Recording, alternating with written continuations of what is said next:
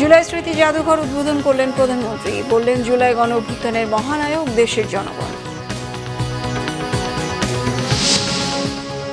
জুলাইয়ের ঘটনার জন্য আওয়ামী লীগের অনুশোচনা নেই, মন্তব্য রাষ্ট্রপতির। জুলাই স্মৃতি স্তম্ভে মুক্তিযুদ্ধ বিষয়ক মন্ত্রীর প্রতিমন্ত্রীর শ্রদ্ধা।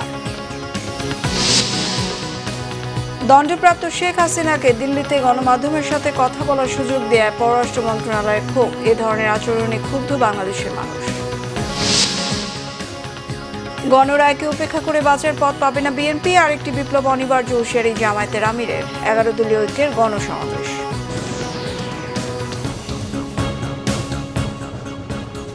সংবাদ শিরোনাম দেখছিলেন। প্রধানমন্ত্রী তারেক রহমান বলেছেন, ফ্যাসিবাদ মুক্ত বাংলাদেশে কেউ কেউ অহেতুক ইস্যু তৈরি করে দেশে অস্থিরতা সৃষ্টির অপচেষ্টা শুরু করেছেন। এসব পরিস্থিতি তৈরি করে তারা নিজেদের অজান্তে পতিত পরাজিত পলাতক স্বৈরাচারের পুনরুদ্ধারের পথ সুগম করছেন কিনা সেটি ভেবে দেখার আহ্বান জানান প্রধানমন্ত্রী তারেক রহমান। আরও জানাচ্ছেন জাহাঙ্গীর আকন্দ। সকালে শেরেবাংলা নগরে জুলাই গণ অভ্যুত্থান স্মৃতি জাদুঘরের উদ্বোধন করেন প্রধানমন্ত্রী তারেক রহমান। এরপর জুলাই জাদুঘরে রাখা জুলাই শহীদ এবং গণ অভ্যুত্থানের স্মৃতি বিজড়িত নানা স্মৃতিচিহ্ন ঘুরে দেখেন প্রধানমন্ত্রী। স্বৈরাচারী ফ্যাসিস্ট শেখ হাসিনা যে লাল টেলিফোনে ছাত্র জনতার উপর অত্যাচার নির্যাতনের নির্দেশ দিয়েছিলেন, তাও স্থান পেয়েছে জুলাই জাদুঘরে। স্থান পেয়েছে ছাত্র জনতার উপর নির্যাতনের নানা চিত্র। প্রধানমন্ত্রী তারেক রহমান পুরো জুলাই জাদুঘর ঘুরে দেখেন। পরে জাদুঘর প্রাঙ্গণে উদ্বোধনী অনুষ্ঠানে প্রধানমন্ত্রী তারেক রহমান ফ্যাসিবাদ বিরোধী আন্দোলনের সকল শহীদদের প্রতি গভীর শ্রদ্ধা জানান। এ সময় তিনি বলেন, 5 আগস্ট বাংলাদেশের গণতন্ত্রের ইতিহাসে আরেকটি যুগান্তকারী মাইলফলক। দীর্ঘ 1.5 দশকের বেশি সময় ধরে ফ্যাসিবাদ বিরোধী আন্দোলনে হাজার হাজার মানুষ গুম অপহরণের শিকার হয়েছিলেন। শুধু জুলাই আগস্টের গণ অভ্যুত্থানই শহীদ হয়েছিলেন হাজারো ছাত্র জনতা ও নারী শিশু। আহত হয়েছিলেন কমপক্ষে 30,000 মানুষ।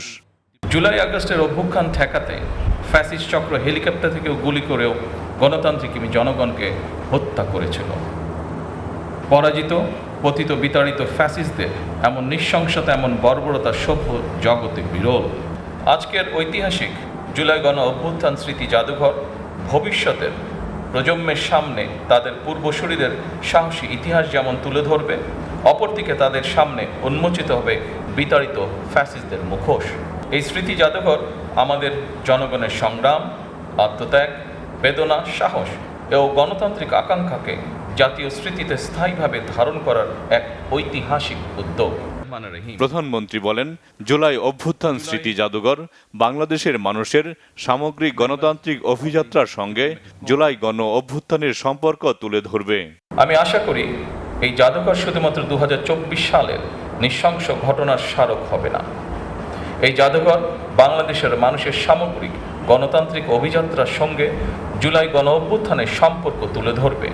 শুধুমাত্র জুলাই গণ অভ্যুত্থানই নয়, এখানে বাংলাদেশের প্রতি গণতান্ত্রিক আন্দোলন সংগ্রামের ইতিহাসও সংরক্ষিত থাকা জরুরি। দেশের গণতান্ত্রিক জনগণ আশা করে এই জাদুঘর কোনো একটি দল, গোষ্ঠী বা ব্যক্তির একক রাজনৈতিক ভাষ্য প্রতিষ্ঠার স্থান হবে না। কারণ 2024 সালের গণ অভ্যুত্থান কোনো একক ব্যক্তি, গোষ্ঠী কিংবা দলের নয়। এই অভ্যুত্থানের মহানায়ক বাংলাদেশের গণতান্ত্রিক জনগণ। আমি বিশ্বাস করি, অসম্পূর্ণ, অতিরঞ্জন বা উদ্দেশ্য প্রণোদিত বয়ান ইতিহাসকে শক্তিশালী করে না, বরং তা ইতিহাসের বিশ্বাসযোগ্যতাকে দুর্বল করে এবং ভবিষ্যৎ বিভেদের কারণ হয়ে দাঁড়ায়। সুতরাং প্রতিটি বিষয় যথাসম্ভব সত্যতা নিশ্চিত থাকা প্রয়োজন। প্রধানমন্ত্রী বলেন, ফ্যাসিবাদ বিরোধী আন্দোলনে যারা হতাহত হয়েছেন পর্যায়ক্রমে অবশ্যই প্রতিটি ঘটনার বিচার হবে। ফ্যাসিবাদ বিরোধী আন্দোলনে যারা হতাহত হয়েছেন পর্যায়ক্রমে আইনের যথাযথ প্রক্রিয়া অনুসরণ করে সেই বিচার হবে স্বচ্ছ, নিরপেক্ষ এবং বিশ্বাসযোগ্য। সরকার মনে করে আইনের শাসন নিশ্চিত করার জন্যই প্রতিটি অপরাধের বিচার হওয়া অত্যন্ত জরুরি। বিগত 17 বছর এবং জুলাই আন্দোলনে যে মানুষগুলো শহীদ হয়েছেন, গুম খুনের শিকার হয়েছেন, সরকার সিদ্ধান্ত গ্রহণ করেছে তাদের নামে তাদের এলাকায় যে কোনো একটি প্রতিষ্ঠানের নামকরণ করা হবে ইনশাআল্লাহ। সরকার প্রধান বলেন ৩১ দফা নির্বাচনী ইশতেহারের পাশাপাশি জাতীয় সংসদের সাউথ প্লাজায় স্বাক্ষরিত জুলাই সনদ পর্যায়ক্রমে বাস্তবায়ন কার্যক্রম শুরু হয়েছে। দেশ পুনর্গঠনের লক্ষ্যে ৩১ দফা নির্বাচনী ইশতেহারের পাশাপাশি জাতীয় সংসদের সাউথ প্লাজায় স্বাক্ষরিত জুলাই সনদ পর্যায়ক্রমে বাস্তবায়ন কার্যক্রম শুরু হয়েছে।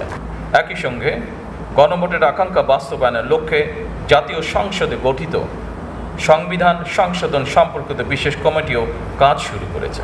ফ্যাসিবাদের মুক্ত বাংলাদেশে কেউ কেউ অহেতুক ইস্যু তৈরি করে দেশে অস্থিরতা সৃষ্টির অপচেষ্টা শুরু করেছে। এসব পরিস্থিতি তৈরি করে তারা নিজেদের অজান্তেই পতিত পরাজিত পলাতক স্বৈরাচারের পুনরুত্থানের পথ সুগম করছে কিনা সেটি মনে হয় ভেবে দেখা প্রয়োজন আমাদের।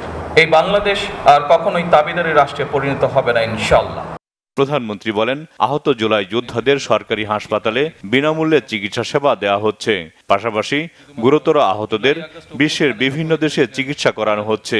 ১৩,০০০-এর বেশি জুলাই যোদ্ধাকে মাসিক সম্মানী ভাতা দেয়া হচ্ছে। জুলাই গণ অভ্যুত্থানে জনগণের পাশে দাঁড়ানোর জন্য সশস্ত্র বাহিনীকে অভিনন্দন জানান প্রধানমন্ত্রী তারেক রহমান। সকলকে আন্তরিক ধন্যবাদ। জাহাঙ্গীর আকন্দ, বাংলা ভিশন, ঢাকা। রাষ্ট্রপতি হাফিজউদ্দিন আহমদ বীর বিক্রম বলেছেন, জুলাইয়ের ঘটনার জন্য আওয়ামী লীগের কোনো অনুশোচনা নেই। দলটির পালিয়ে যাওয়া নেতারা ডিসেম্বরে ফিরে আসার বিষয়ে রাষ্ট্রপতি বলেন, আসেন দেখা হবে রাজপথে। প্রয়োজনে আবারও গণতন্ত্রের জন্য লড়াই করার কথা বলেছেন এই বীর মুক্তিযোদ্ধা। জানাচ্ছেন সিকান্দার রহমান। জুলাই গণ অভ্যুত্থান দিবস উপলক্ষে জুলাই শহীদ পরিবার ও জুলাই যোদ্ধাদের সংবর্ধনা ও আলোচনা সভাটি হয়েছে রাজধানীর চীন মৈত্রী সম্মেলন কেন্দ্রে। অনুষ্ঠানে আহত ও শহীদ পরিবারের সদস্যদের বক্তব্যে পরিবেশ ভারী হয়ে ওঠে। আমার সন্তানকে যেভাবে মেরেছে, আমার সন্তানের চেহারা আমি দেখতে পারি নাই। ওর পায়ে কোনো মাংস ছিল না। আমি এখান থেকে এই পর্যন্ত শুধু বডিটা পেয়েছি। সেই আইনে আপনাদের কি ধারাবাহিকতা আছে আমি জানি না, কিন্তু প্রকাশ্যে এই হাসিনা সহ এই দোষরদের প্রকাশ্যে আমার সন্তানদের যেভাবে মেরেছে তাদেরকেও ফাঁসিতে ঝুলিয়ে। আমরা এখন হাসপাতালে গেলে সঠিক চিকিৎসা পাই না, ঠিক কিনা? আমাদেরকে অবহেলা করা হয়, ঠিক কিনা? আমাদের মানুষের দ্বারে দ্বারে দুয়ারে দুয়ারে ঘুরতে হয়, ঠিক কিনা? ওনারা মাইকের সামনে যত যাই বলুক, বাস্তবে ভিন্ন। এই যে মানুষটা আমার পাশে সব সময় থাকেন, আমার মা, উনি না থাকলে হয়তো বা আজকে এই স্টেজে এসে দাঁড়িয়ে কথা বলার মতো শক্তি আমি থাকতো না। কারণ একজন মা জানেন যে একটা সন্তান কোথায় কখন কি প্রয়োজন বা তার কতটুকু কি প্রয়োজন। আজকে 2 বছর 18 দিন আমি চোখে দেখতে পাই না, আমি একদম অন্ধ। 2 বছর 18 দিন। দল হিসেবে আওয়ামী লীগের বিচার দাবি জানান বক্তারা। রাষ্ট্রীয়ভাবে অনেকগুলো জায়গাতেই অনেকগুলো জেলা এবং শিক্ষা প্রতিষ্ঠানের প্রোগ্রাম চলছে। সেই জেলা এবং শিক্ষা প্রতিষ্ঠানগুলোর অনেকগুলোতেই সরকার দলীয় নেতাকর্মীরা তারা এনসিপি এবং অন্যান্য নেতাকর্মীদের উপরে তারা হামলা করেছে। এই প্রোগ্রামের সফলতা কামনা করি, কিন্তু আমার ব্যক্তিগত পক্ষে এবং আমার যারা সহযোদ্ধারা আছেন তাদের জন্য একটা সুন্দরের আকাঙ্ক্ষায় আমার পক্ষে এই প্রোগ্রামে অবস্থান করা আর সম্ভবপর নয়। অনুষ্ঠানে প্রচারিত ডকুমেন্টারি নিয়ে প্রশ্ন তুলে বক্তব্য দিয়ে অনুষ্ঠান স্থল ত্যাগ করেন এনসিপি নেতারা। দায়িত্বপ্রাপ্ত মন্ত্রণালয় এখনো যদি কোনো ত্রুটি থাকে, অভিযোগ থাকে, সর্বোচ্চ সংবেদনশীলতার সাথে সেটা শুনতে হবে, মর্যাদা এবং সম্মানের সাথে সেটা শুনতে হবে। একটি নতুন রাষ্ট্র বিনির্মাণে আমরা সবাই হাতে ভোট দিয়েছিলাম, মাননীয় প্রধানমন্ত্রী ভোট দিয়েছিলেন, এখানে উপস্থিত যারা সবাই আমরা হাতে ভোট দিয়েছিলাম। আজকে সেই গণভোটের গণরায় কার্যকর করা হয়নি। আংশিক বিচার নয়, পূর্ণাঙ্গ ও ন্যায় বিচার বাস্তবায়নের কথা বলেন মুক্তিযোদ্ধা প্রতিমন্ত্রী ইশরাক হোসেন। জুলাই সনদ অক্ষরে অক্ষরে বাস্তবায়নের কথাও জানান তিনি। স্বাধীনতার নামে অশ্রাব্য গালিগালাজ করা রাজনীতি নয় বলে মন্তব্য করেন বিএনপি নেতারা। আপনারা অসহায় নন, আপনারা কারো বোঝা নন, আপনারা এই জাতির সম্মানিত যোদ্ধা। আপনাদের চিকিৎসা, পুনর্বাসন, শিক্ষা, প্রশিক্ষণ, কর্মসংস্থান ও সামাজিক নিরাপত্তা নিশ্চিত করা রাষ্ট্রের দায়িত্ব।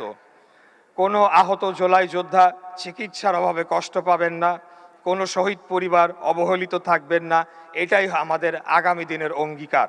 আমরা তো মানুষ, ভুল করতেই পারি, কিন্তু তার অভিযোগ সুনির্দিষ্ট সুশৃঙ্খলভাবে করলে যত সুন্দর হয় একটা রাষ্ট্রীয় অনুষ্ঠানে, যে অভিযোগটা জনসভায় একরকম হতে পারে, একটা রাষ্ট্রীয় অনুষ্ঠানে আরেক রকম হতে পারে।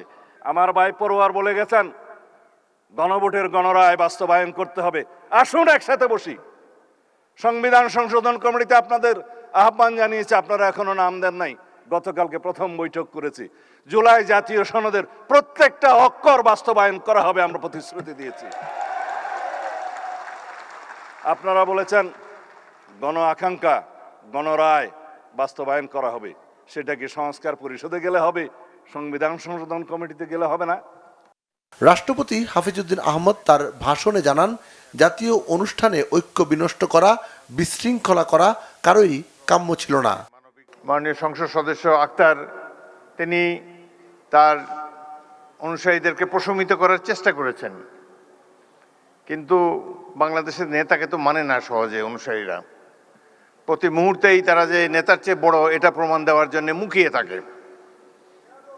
সেই কারণেই এই ধরনের একটা অনুষ্ঠানের এই পরিণতি হলো।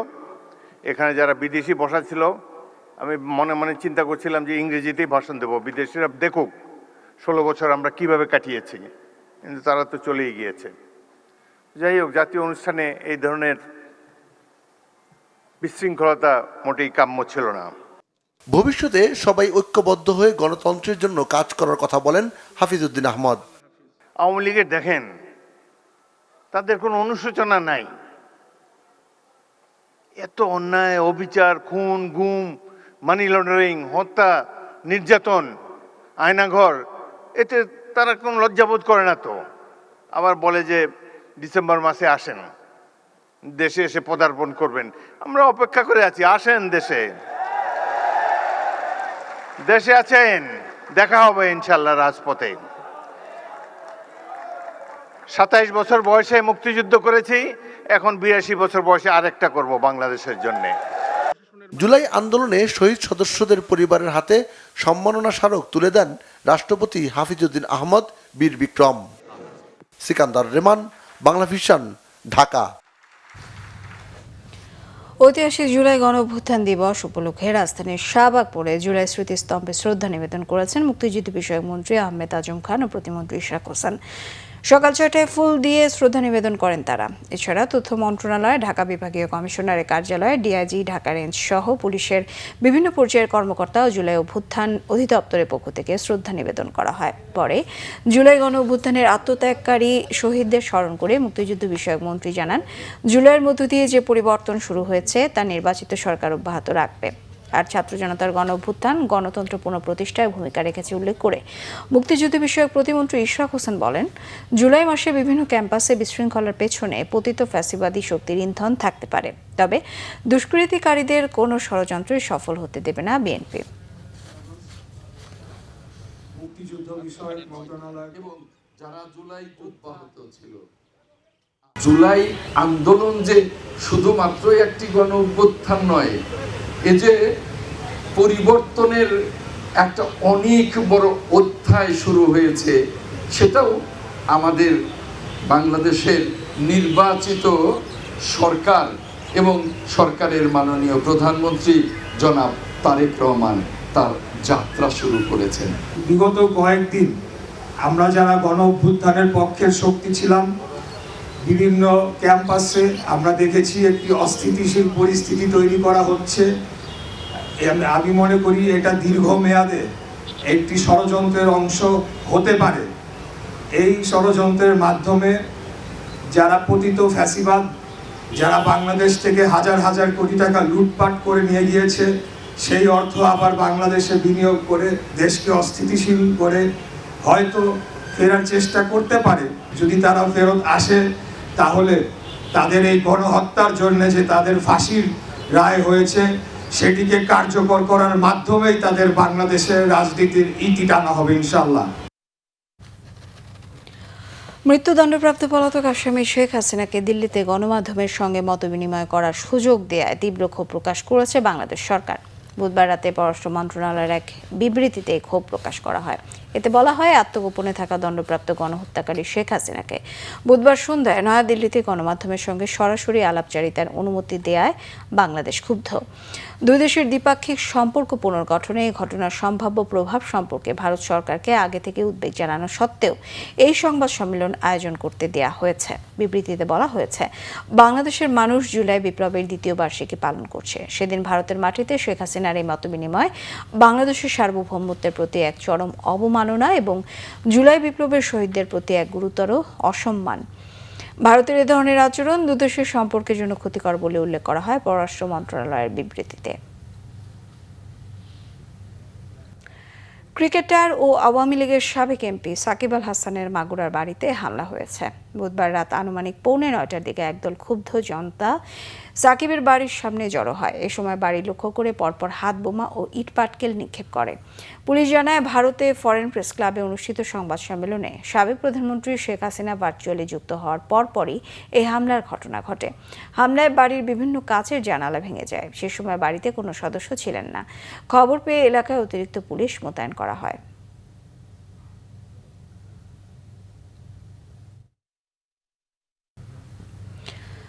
মাত্র 5 মাসে বিএনপি জাতির সাথে যে বিশ্বাসঘাতকতা করেছে তাতে আরও একটা বিপ্লব অনিবার্য বলে মন্তব্য করেছেন বিরোধী দলীয় নেতা ও জামায়াতের আমির ডাক্তার শফিকুর রহমান।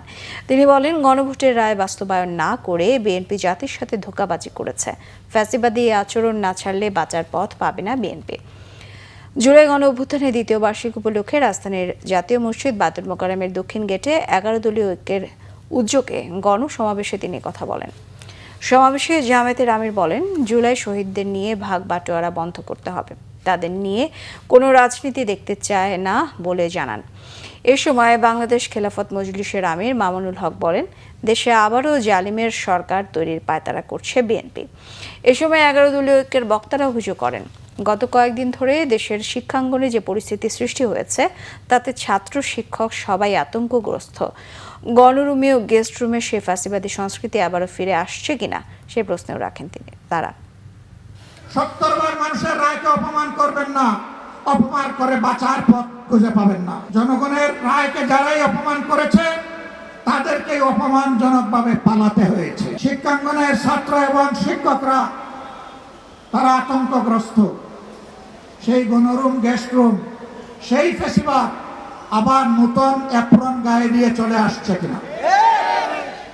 আমরা শিক্ষাঙ্গনের ছাত্র শিক্ষক কর্মচারী সবাইকে বলবো, ফ্যাসিস্ট যেখানেই প্রতিরোধ সেখানে।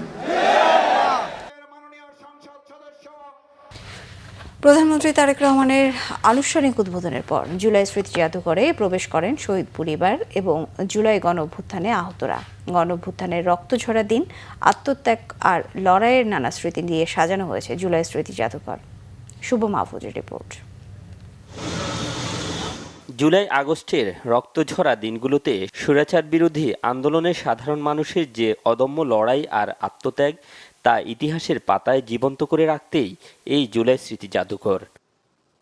প্রধানমন্ত্রীর উদ্বোধনের পর বুধবার বিকেল নাগাদ জাদুঘরের দরজা খুলে দেওয়া হয় শহীদ পরিবারদের স্বজন ও আহত জুলাই যোদ্ধাদের জন্য। প্রদর্শনী কক্ষের প্রতিটি দেয়ালেই যেন কথা বলছে আন্দোলন আর লড়াইয়ের স্মৃতি নিয়ে। গ্যালারিতে স্থান পেয়েছে শহীদদের ব্যবহৃত জামা কাপড়, জুতো, চশমা আর নানা স্মারক।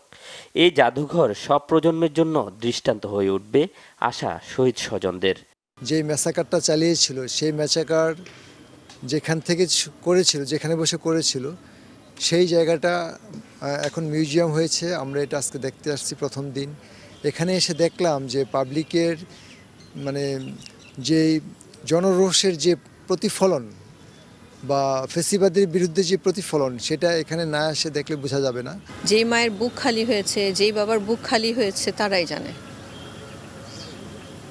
এখন আমরা সেটাই চাবো যে একটাই আমাদের চাওয়া, সত্যি কথা যেটা বলবো যে একটাই চাওয়া আমাদের প্রত্যেকটা শহীদ পরিবারের একটাই চাওয়া, সেটা হচ্ছে যে আমাদের বাচ্চাদের যেন বিচারটা হয়। উন্মুক্ত হওয়ার প্রথম দিনেই জাদুঘরে আসেন আন্দোলনে আহত অনেকে। শরীরের ক্ষতচিহ্নের পাশাপাশি স্মৃতিচিত্রগুলো দেখে আবারও তারা ফিরে যান রাজপথের সেই উত্তাল সময়ে। প্রত্যাশিত বাংলাদেশ দেখার প্রত্যয় ব্যক্ত করেন এই জুলাই যোদ্ধা। আমি একজন শহীদের চাচাও। আমার ভাইস্তা আমার সাথেই এই 18 তারিখে জুলাই মুভমেন্টে শহীদ হয়েছে, আর বুকে গুলি লাগার কারণে মারা গেছে। ওর নাম হলো খালিদ হাসান সাইফুল্লাহ। একটা শহীদ পরিবারের সদস্য এবং একজন আহত স্বরূপ আমি এটাই বলবো যে আমাদের জন্য যা করার আপনারা তা করতেছেন, তার জন্য আপনার কাছে শুকরিয়া। আমাদের যে মূল চাওয়া ছিল রাষ্ট্র সংস্কারের যে বিষয়, জুলাই সনদ বাস্তবায়ন হওয়া, 70% যে গণরায় এবং জুলাই সনদকে বাস্তবায়ন দেখতে চাচ্ছে একজন শহীদ পরিবারের সদস্য এবং একজন আহত হিসাবে। এই স্মৃতি জাদুঘর কেবল একটি প্রদর্শনী কেন্দ্র নয়, এটি তরুণ প্রজন্মের জন্য অধিকার আদায় ও গণতন্ত্র রক্ষার এক জীবন্ত পাঠশালা। শুভ মাহফুজ, বাংলা ভিশন, ঢাকা। 2 বছর আগে জুলাইয়ের যে আন্দোলন বদলে দিয়েছিল বাংলাদেশের রাজনৈতিক বাস্তবতা, সেই স্মৃতিকে ধারণ করে এবার সুরের ভাষায় উদযাপিত হলো কনসার্ট ফর ডেমোক্রেসি। রাজধানীর ঐতিহাসিক সোহরাওয়ার্দী উদ্যানে এই কনসার্ট উপভোগ করে হাজার মানুষ। হাসনাত জুবায়েরের রিপোর্ট। সংগ্রামের ইতিহাস কখনো শুধু বইয়ের পাতায় লেখা থাকে না, কখনো তা ধ্বনিত হয় গানের কথায়, কখনো গিটারের ঝংকারে, আবার কখনো হাজারো কণ্ঠের সম্মিলিত কোরাসে। জুলাই গণঅভ্যুত্থানে 2য় বার্ষিকী উপলক্ষে রাজধানীর ঐতিহাসিক সোহরাওয়ার্দী উদ্যানে আয়োজন করা হয় কনসার্ট ফর ডেমোক্রেসি। সাংস্কৃতিক বিষয়ক মন্ত্রণালয়ের উদ্যোগে বাংলাদেশ শিল্পকলা একাডেমির তত্ত্বাবধানে ও বাম্বার সহযোগিতায় অনুষ্ঠিত হয় এই উন্মুক্ত কনসার্ট। আমরা আসলে এই দিনটাকে বিশেষভাবে সেলিব্রেশন করার মতো একটা সুযোগ পাচ্ছি, এটাই আমাদের জন্য অনেক কিছু। প্রেরণার উৎস হিসাবে আমরা এই দিবসটা পালন করছি। গানই হচ্ছে তারুণ্যের শক্তি এবং জুলাই হলো তারুণ্যের সবচেয়ে বড় অবদান। তারুণ্যকে উজ্জীবিত করার জন্য আমাদের আয়োজন। বিকাল গড়াতে মানুষের ঢল নামে সোহরাওয়ার্দী উদ্যানে। একে একে মঞ্চমাতায় দেশের জনপ্রিয় 7টি band Miles, Warfaze, Different Touch, Lalon, হাইওয়ের পরিচিত গানে গানে দর্শকরাও গলা মেলান শিল্পীদের সঙ্গে। এজন্য শুধুমাত্র একটি কনসার্ট নয়, একটি প্রজন্মের স্মৃতি, প্রতিবাদ আর স্বপ্নকে সঙ্গীতের ভাষায় নতুন করে উচ্চারণ করার এক আয়োজন। আয়োজকদের মতে গণতান্ত্রিক মূল্যবোধ, সাংস্কৃতিক ঐক্য এবং জুলাই আন্দোলনের চেতনাকে নতুন প্রজন্মের কাছে পৌঁছে দিতেই এই আয়োজন। কোনো টিকিট ছাড়াই সবার জন্য উন্মুক্ত ছিল কনসার্টটি। বিকাল থেকে রাত পর্যন্ত চলা এই আয়োজনে অংশ নেন নানা বয়সের সঙ্গীতপ্রেমীরা। কেবল বক্তৃতার মঞ্চ নয়, গণতন্ত্রের উচ্চারণ কখনো কখনো ধ্বনিত হয় গানের সুরেও। সোহরাওয়ার্দী উদ্যানের আকাশে ভেসে ওঠা হাজারো কণ্ঠ যেন একটাই বার্তা দিয়েছে, ইতিহাসকে মনে রেখে সংস্কৃতিকে সঙ্গে নিয়ে ভবিষ্যতের পথ চলা হোক আরও দীর্ঘ। হাসনাত জুবায়ের, বাংলা ভিশন, ঢাকা। জুলাই অভ্যুত্থানের স্মৃতিকে এবার গানের সুরে জীবন্ত করে তুললেন হাজারো মানুষ। জুলাই বিজয়ের 2য় বার্ষিকীতে রাজধানীর মানিক মিয়া অ্যাভিনিউয়ে অনুষ্ঠিত হলো বর্ষা বিপ্লবের গান কনসার্ট। আন্দোলনের সময় যেমন গান মানুষের সাহস জুগিয়েছিল, সেই গানই স্মৃতি, প্রতিবাদ ও প্রত্যয়ের ভাষা হয়ে আছে বলে মনে করেন সংশ্লিষ্টরা। মোর্শেদ আলমের রিপোর্ট। বছর আগের এই সময় রাজপথ কেঁপেছিল স্লোগানে, এবার সেই একই দিনে কণ্ঠে উঠল গান, যে জুলাই একসময় ছিল প্রতিরোধের প্রতীক। সেই জুলাই বিজয়ের 2য় বার্ষিকী উদযাপিত হলো সুর, সঙ্গীত আর সম্মিলিত কণ্ঠে। রাজধানীর মানিক মিয়া এভিনিউতে অনুষ্ঠিত হয় বর্ষা বিপ্লবের গান শীর্ষক কনসার্ট। জাতীয় নাগরিক পার্টি এনসিপির সাথে সংশ্লিষ্ট মনসুন কালচারাল অ্যালায়েন্সের আয়োজনে বিকেল থেকে রাত পর্যন্ত চলে এই সাংস্কৃতিক আয়োজন। করতালি, মোবাইলের আলো আর স্লোগানে পুরো এলাকা হয়ে ওঠে উৎসব মুখর। এই যে তারুণ্যের সমাগম, এটা আমাদেরকে আবারও স্মরণ করিয়ে দেয় যে এই তারুণ্য তারা 24কে ভুলে যায়নি, এই তারুণ্য 24কে মনে রেখেছে। এই কনসার্টের বিষয়ে তো আওয়ামী লীগ যে পেজগুলো আছে সেগুলো থেকে নানা ধরনের হুমকি থামকেও দেওয়া হয়েছে, কিন্তু দিন শেষে বাংলাদেশের তারুণ্য বা জেনজি যে প্রজন্ম, তারা সকলেই কিন্তু বাংলাদেশের 24কে তারা ধারণ করেছে। আমরা দেখছি 5 আগস্ট পরবর্তী সময়ে এই জুলাইয়ের গান বা প্রতিবাদের ওই গানগুলো হারিয়ে যাচ্ছে। সো আমরা আজকে 2 বছর পরে এসে আমরা যেটা বলছি যে এই কালচারটা থাকতে হবে। আজকে যে 5 আগস্ট একটা ঐতিহাসিক দিন, আমাদের চাওয়া হচ্ছে জুলাইকে আমরা কালচারালি বাঁচিয়ে রাখবো এবং সেটার কারণেই আজকের এই কনসার্ট। অনুষ্ঠানে উপস্থিত ছিলেন রাজনৈতিক ও সাংস্কৃতিক অঙ্গনের বিভিন্ন ব্যক্তিত্ব এবং জুলাই আন্দোলনের অংশগ্রহণকারীরা। আমরা ঐক্যবদ্ধভাবে আগামীতে লড়াই করে ফ্যাসিবাদ মুক্ত বাংলাদেশ, যে বাংলাদেশ আমরা কায়েম করেছি, সেই বাংলাদেশকে এগিয়ে নেওয়ার জন্য দলবদ্ধ পথের সবাইকে ঐক্যবদ্ধভাবে এক নতুন বাংলাদেশ গড়ে তুলব ইনশাআল্লাহ। এই যে আমরা জুলাই বিপ্লব আন্দোলন করে আমরা যে লক্ষ্যে পৌঁছেছি সেই লক্ষ্য থেকে আমরা আর পিছুতে হব না ইনশাআল্লাহ। ইনশাআল্লাহ আমরা আমাদের আকাঙ্ক্ষিত বাংলাদেশ, বৈষম্যহীন বাংলাদেশ গড়তে পারবো। এবং আমি বিশেষত আজকে ধন্যবাদ জানাচ্ছি শিল্পী সমাজকে, সাংস্কৃতিক কর্মীদেরকে, যারা সেই 2024 সালে আমাদের পক্ষে, ছাত্র জনতার পক্ষে রাজপথে নেমেছিলেন।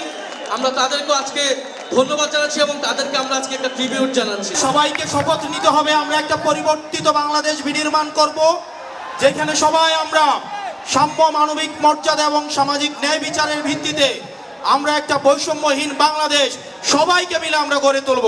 2 বছর আগের এই দিনে মানিক মিয়া এভিনিউ ছিল প্রতিবাদে উত্তাল। আজ একই দিনে গান, স্মৃতি আর মানুষের মিলিত কণ্ঠে মুখরিত সেই রাজপথ। জুলাই স্মৃতি, আত্মত্যাগ আর বিজয়ের চেতনাকে ধারণ করে এনসিপির এমন উৎসবমুখর আয়োজন সুরের ভাষায় মনে করিয়ে দিচ্ছে বর্ষা বিপ্লবের গান। স্মৃতি, আবেগ আর প্রত্যয়ের সুরে উদযাপিত হচ্ছে গণ অভ্যুত্থানের বিজয়। মোর্শেদ আলম, বাংলা ভিশন, ঢাকা। সংবাদ শেষ করবো শিরোনামগুলো আরো একবার জানিয়ে। জুলাই স্মৃতি জাদুঘর উদ্বোধন করলেন প্রধানমন্ত্রী, বললেন জুলাই গণ অভ্যুত্থানের মহানায়ক দেশের জনগণ। জুলাইয়ের ঘটনার জন্য আওয়ামী লীগের অনুশোচনা নেই, মন্তব্য রাষ্ট্রপতির। জুলাই স্মৃতিস্তম্ভে মুক্তিযুদ্ধ বিষয়ক মন্ত্রী, প্রতিমন্ত্রীর শ্রদ্ধা। দণ্ডপ্রাপ্ত শেখ হাসিনাকে দিল্লিতে গণমাধ্যমের সাথে কথা বলার সুযোগ দেয় পররাষ্ট্র মন্ত্রণালয়ের ক্ষোভ। এ ধরনের আচরণে ক্ষুব্ধ বাংলাদেশের মানুষ। গণরায়কে উপেক্ষা করে বাঁচার পথ পাবে না বিএনপি, আরেকটি বিপ্লব অনিবার্য, হুঁশিয়ারি জামায়াতের আমিরের। 11 দলীয় ঐক্যের গণসমাবেশ। এই ছিল এখনকার মতো। পরের সংবাদ সকাল 7:30টায় দেখার আমন্ত্রণ রইল। সঙ্গে থাকায় ধন্যবাদ সবাইকে।